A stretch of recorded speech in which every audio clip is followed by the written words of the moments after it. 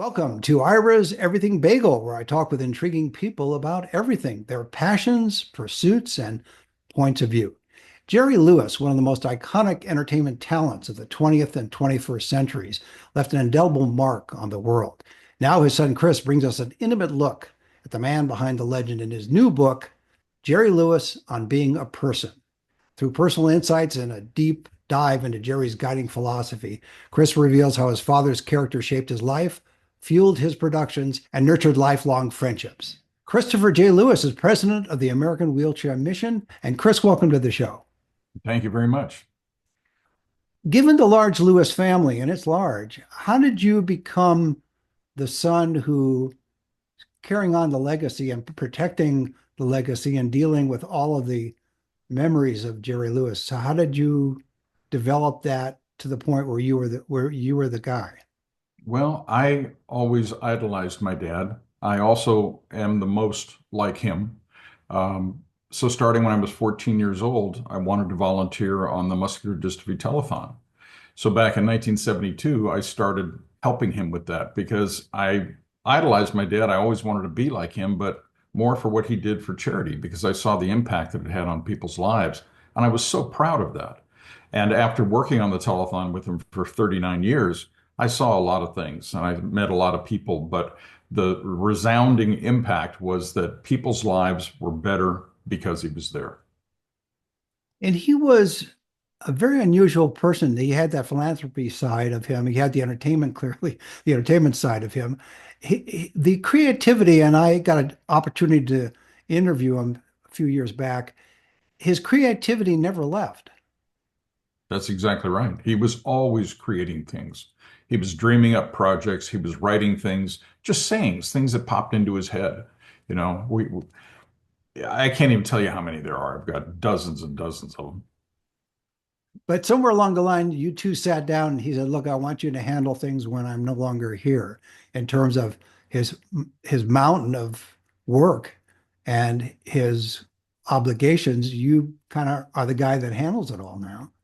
Well, I just kind of started to tell him, stop throwing things away, give them to me. And when you have an old box or an old envelope, I don't want you throwing them out. And he'd say, if I throw it in the dumpster, you leave it there. I'd wait till he went to bed, then I'd go take it out. You know, it included things like the original Nutty Professor storyboards, 303 color drawings that I donated to the Museum of Modern Art in 2018, and they were appraised at $192,000. They came out of a dumpster. Amazing. He was known though, my memory of it, he was known for keeping things, and that surprised me what you just said, where he was actually throwing things out and you wanted to keep them. But he seemed to have a record of everything that he did. I know that he had kinescopes from his early Colgate TV shows and his appearances on the Johnny Carson, I think it was Johnny Carson Tonight Show when he was Mhm. filling in. He had all that. So he clearly was, in a way, a pack rat, but a creative pack Mhm. rat. Mhm. And yet beyond that, he still had things that you wanted to have that he wanted to throw away. Yeah, he didn't like clutter. He didn't like old things that he wasn't going to use anymore or they didn't think had any importance. So he would just get rid of them. And honestly, he didn't know what was in the box he was throwing out. He just knew it was old papers from his warehouse. And I said, well, you can't throw it out without looking at it. Yeah. So I did. So you get to the point now where you are handling, and I know a lot of the, if not all of the material, his archives are with the Library of Congress. Mhm. And we'll get to the book in a second, but I'm just intrigued by the fact that he had so much. He talked about donating it to the Library of Congress. That was a whole logistical situation in and of itself, I would imagine, getting it to DC.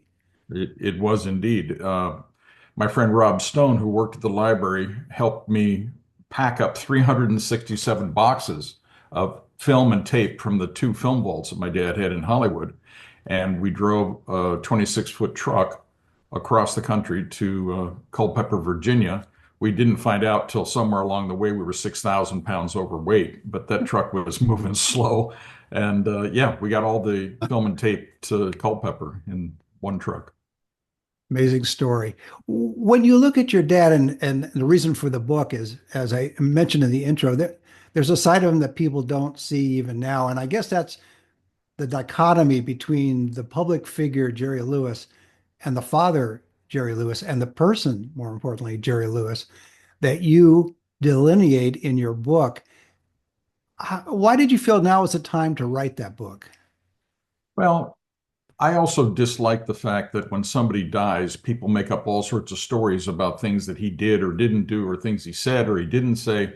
And it just upset me. And I had told him I wanted to write a book for years. We talked about it in January of 2016, where I said, if I don't tell the story about you and the MDA Telethon, who's going to tell it? I said, it's got to be told. And he agreed with me. He said, I could do that because he would never blow his own horn. I mean, he raised $2.5 billion for MDA between 1950 and 2010, but he would never blow his horn about it. If an interviewer just said, Jerry, why did you do it? He'd say, it only matters that I do it. It doesn't matter why I do it. And he would never go beyond that. When you compiled the material for it, how did you approach the book, Chris? I know there's photos that people haven't seen before, there's stories that people haven't heard before, but how did you approach it from your vantage point of how you wanted to convey who he was on being a person? Well, it took me literally 6 months to go through thousands of photos to come up with the 300 plus that are in the book.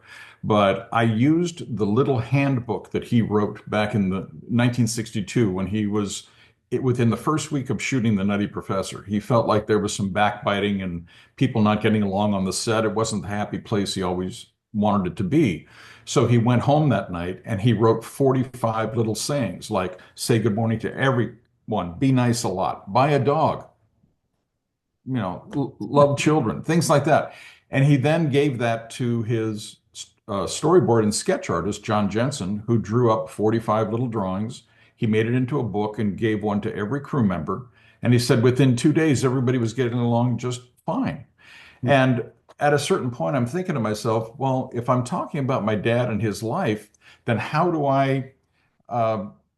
I structure it? How do I frame it? Well, why not start with what meant the most to him that he put down in this book in one night? I have the actual type page, which there's a photo of it in the book, and it just came out of him. So it wasn't something he was thinking about a lot. It was really from his heart to the paper. And so I used his little book as the outline. So that's why I said it's Jerry Lewis on being a person, because it's what meant a lot to him and how I interpret those things and what I've experienced with him, during his life. He faced a lot of physical pain for a long time for a number of reasons. Yeah. And yet that didn't stop him from creating. And I'll use that word creating rather than performing particularly, because as I mentioned earlier, I got the sense he was always, and you verified it, he was always creating. And I would imagine that's a difficult path to take where you're in pain and yet you're still producing and creating. And you're a perfectionist, so you Right. can't just do it halfway. You got to do it perfectly.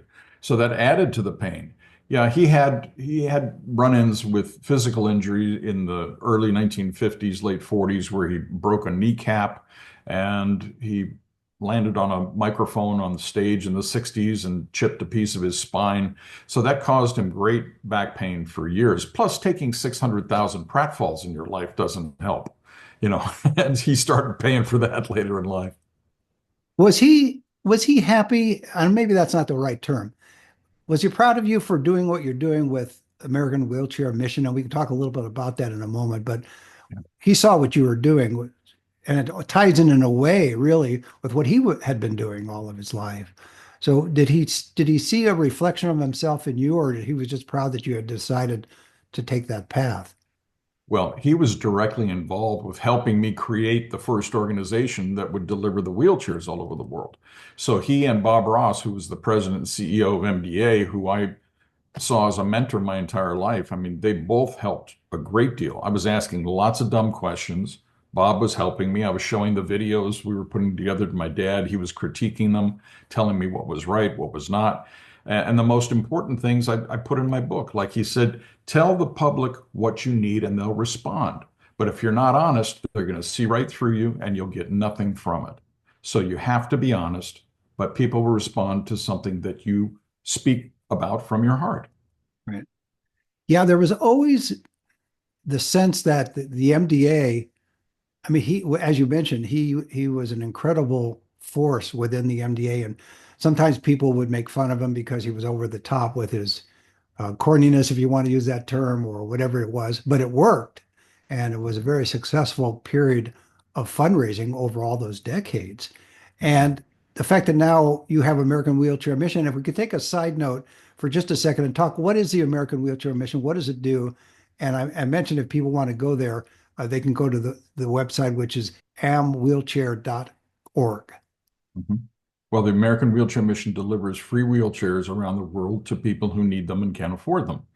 We deliver brand new wheelchairs that would sell for $500 in a medical supply store, but because we purchased them by 280 wheelchair containers, ocean freight containers, and ship them from the factory to the country of destination, we can deliver a $500 wheelchair with every $150 donation we receive. And that's why we've been so incredibly successful over the years, because everybody knows that a good wheelchair costs more than 150 bucks.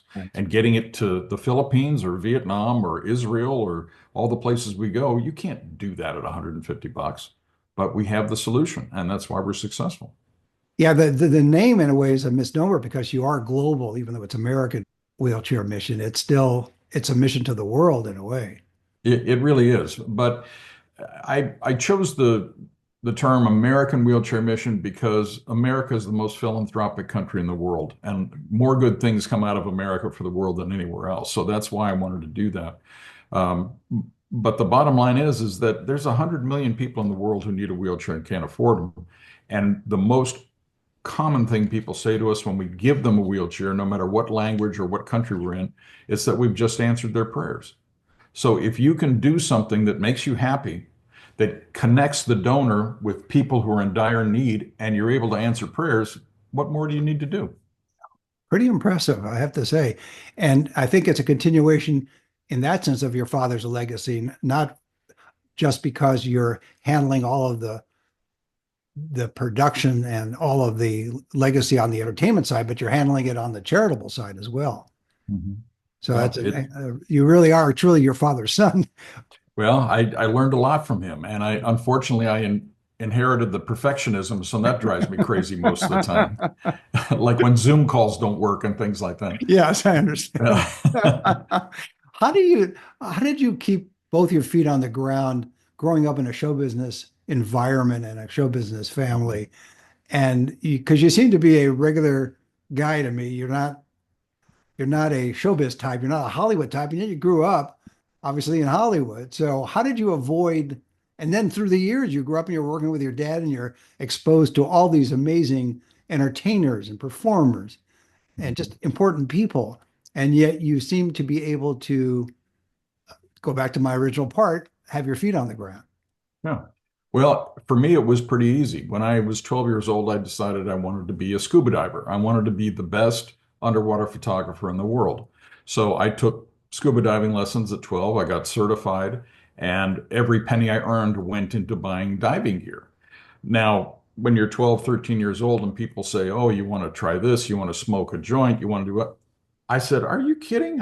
I have to have healthy lungs to be the best underwater photographer in the Yeah, world." the And I perfection. saw with my older brothers having drug problems, I said, "That's stupid." So I'm very possibly the only person who grew up in Hollywood, especially in the home of a superstar entertainer, that never touched drugs even once, not one time, not one puff. And you know what? You can keep your head pretty clear when you don't do that stuff. It's true. You strike me as someone, this is meant as a compliment, by the way, Chris. You strike me as someone that could have been born and raised in the Midwest. Hmm. Yeah, it is a compliment. Yeah, I mean, Yeah, you don't have any of that show business stuff. no. It's pretty impressive. When you put the book together about your dad, was there a part of it that you wanted to expand on, but because you wanted to keep it within a certain limits, you wanted to keep it within certain limits. So you left some out. And is there a possibility that down the road you'll do another book? And I'd like to apologize to my audience again. Most people know when it's pollen time, my voice is the first to go and my brain is the second, or vice versa. It's one of the two. So just wanted to get that out there. Anyway, Yeah. back to you. Is there enough for another book? I'm sure there could be.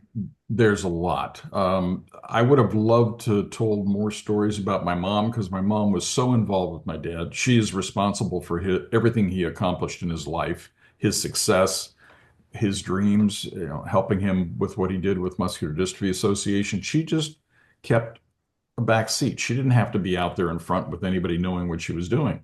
And that's why I inherited that from her. I mean, I don't want to be on camera when we're shooting every wheelchair distribution we attend. We shoot video of it, of the people, their families, their reactions. We do interviews. I'm not out there in front. I'm the one who's editing it afterwards to make sure they do it right. Yeah. But you don't need to stand on the stage and say, "Hey, look at me." But consequently, because of that, I can stand on the stage with zero fear. I have absolutely no stage fright whatsoever, and my dad did not share that with me. He was the most scared to death person you ever saw. An hour and a half before stepping on the stage, he had to be in his dressing room, nervously pacing, drinking blackberry brandy, sometimes too much, and those shows were really funny. And I inherited the calm side from my mom. Patty Lewis. And there's a great clip on YouTube of when they did the Don Rickles roast of Jerry Lewis.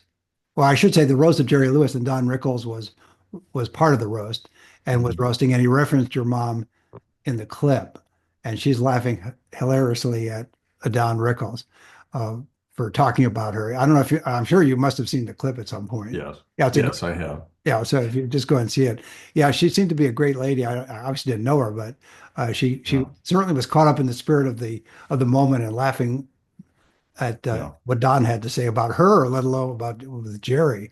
Uh, Yeah, and the stories about her in the book that I love the most are about her being a band singer. She sang with Jimmy Dorsey and his orchestra, Ted Fiorito when my dad met her, and he asked her out for a date. He was the nicest guy she'd ever met, and he showed up with lipstick on his collar, but made her think, "Hey, that's no big deal. Don't worry about that. I'm still really, want to have this date with you." And then he borrowed $20 from her. oh, Now, in 1943, $20 is like $300. You're going to ask a girl out and borrow $300 from her? and she still ended up marrying him. And she had an amazing voice. She sang like a young Doris Day. And there's actually a clip on YouTube of my parents singing together on the Colgate Comedy Hour in 1953, where my mom is singing with my dad. And it's a great way to listen to her beautiful voice. Yeah, I'll look that up after we're done talking. When you decided on the pictures to use, the photos to use, and how you wanted to put this all together, you must have had to think that no matter how big of a giant someone is in a particular era, and I'll use a comparison as Bob Hope. Bob Mhm. Hope was a giant over many decades, whether you liked him or you didn't like him. Everybody knew Bob Hope. And then it reaches a point where then Bob Hope passes away.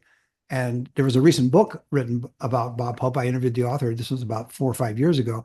And you read his biography of him, and it's amazing some of the things he did. But then you talk to some people, depending on the age range, and they don't know who Bob Hope is, or Yeah. they know very little about Bob Hope.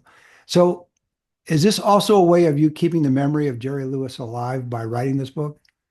That's definitely one of the things that I wanted to do, wanted to achieve, because there are so many people that have come up to me over the years and telling me how much my dad meant to them, how much the humor that he brought to them meant to them. And I just wanted to get more of that out there and documented. Paramount Pictures was so surprised when I finally convinced them to release a 10 DVD box set at Walmart in 2018 for I think it was $20. Well, they sold like $1.5 million worth and put it back into print and then made a 20 film set. And people wanted that humor in their lives. They wanted it. So I said, I got to get this book out while these people are still here.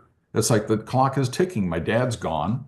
And a lot of the people that, were always there as his fans, and even ones telling me on a radio show in San Francisco back in the early 2000s, a woman called in when we were playing phony phone calls my dad was making. They would put out a CD on it. And she told us that watching his film Cinderfella was the only thing that got her through the death of her young daughter. And my friend Gary Bryan, the radio DJ, and I looked at each other, our mouths just hung open because we both had young daughters at the time. And she was telling us how my dad got her through that.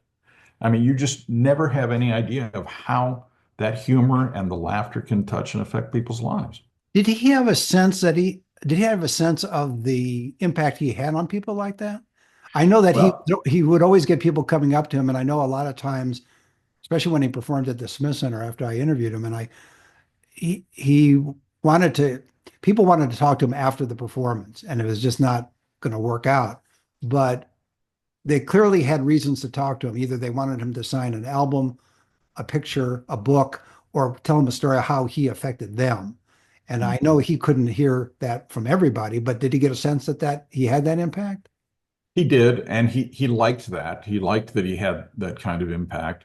He didn't like signing things because he would sign something and it would be up on eBay in an hour. People would tell him about this. He said, "Well, why am I doing this if people are just selling it? I'm believing them saying I want them to sign something." So anyway, he was a bit discouraged with that. And then it became selfies. People didn't want to talk to him. They wanted a selfie with him. And he's going, "You know how many horse collars people have given me, grabbing me around the neck for a selfie?" He goes, "I can't do that." So, Well, that was the one thing when I interviewed him, and I was able to interview him at his home. I purposely didn't ask for a picture. I just didn't want to get into that dynamic where I would have loved to have, but I just felt that out of respect, I didn't want to. I don't well, want. see, he would have been perfectly fine with that and happy that you asked. That's for somebody who he's allowed in his home, that's a compliment. Yeah, I guess you're right. I probably should have done it. Now I can kick Yeah. myself. Thanks, Chris. No, I have to kick. Yeah. So, what was what was the most frustrating part about putting the book together for you? Or was there? Maybe it wasn't. Maybe it was all just joy. It was a joyful experience writing the book, picking the photos, and putting it together. I unfortunately self-published it myself, and I worked with the wrong people, and it just nightmare after nightmare after nightmare, leading to the discussion we had earlier that my current publisher, is dying of pancreatic cancer, and he's a dear friend. So it's like we've got the book out, but boy, it did a lot of damage.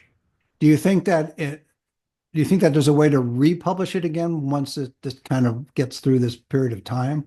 Yeah, and we're talking about releasing it in Europe. We're talking about Germany and the other countries that speak English first, and we have a French translation that's being worked on and things like that. Here's an idea for you, and I don't know whether you're so busy with the American Wheelchair Mission, but I could see. I know you don't like to be on stage. I know you don't like to be in front of the camera, but I could see you doing a tour of colleges and universities and doing a presentation on your father with clips and photos and Mhm. all of that. And it would be I've always thought that your dad, and it would be, you could just take one small part of it, and it would be a whole master's thesis on just one small Mhm. part of his life or his Yep. films. But I could see you doing that, but you probably don't have the time to. That would be a way of perpetuating his memory by being able to talk to actually a very young generation of people who may not Mhm. be aware of all that he's done. Yeah, and I think that would be a great idea. I would love to do that, but the fact is, I'm working every day on the American Wheelchair Mission, and that's not a 5 day a week thing. That's a 7 day a week thing. That's a 100 hour a week sometimes when we're on distribution trips. But it's a way of life. It's not a job, so it's hard to step away from that. And again, being the perfectionist, I have to control certain things. Right. So every check is written by me, and I keep track of all the finances with our CPAs, and so I'm on top of it all. Yeah, it's a bifurcated life you lead in a way Mhm. because you're keeping the memory of your father alive, and at the same time you have your own life and mission Mhm. as And we well. have and we have so many volunteers working with us, helping raise money for wheelchairs. In the state of Texas alone last year, they raised $1.2 million for over 8,000 wheelchairs.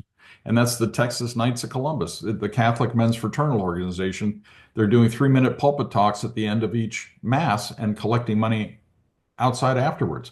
Now, I've spoken in Orthodox Jewish synagogues, I've spoken at Methodist churches, Baptist churches, Catholic churches. Everybody responds the same. So when you have people putting their faith in you by writing you a $150 check to deliver a wheelchair, it's a wonderful feeling. I mean, it's a very familial feeling, like being around the Muscular Dystrophy Association. We were a family. And that's how it feels with the American Wheelchair Mission, too. And I'm assuming that you have the same people that work with you on a regular basis, just as your father did with MDA over all those years. There are all these people that would come together just for that one period of time and do all of that.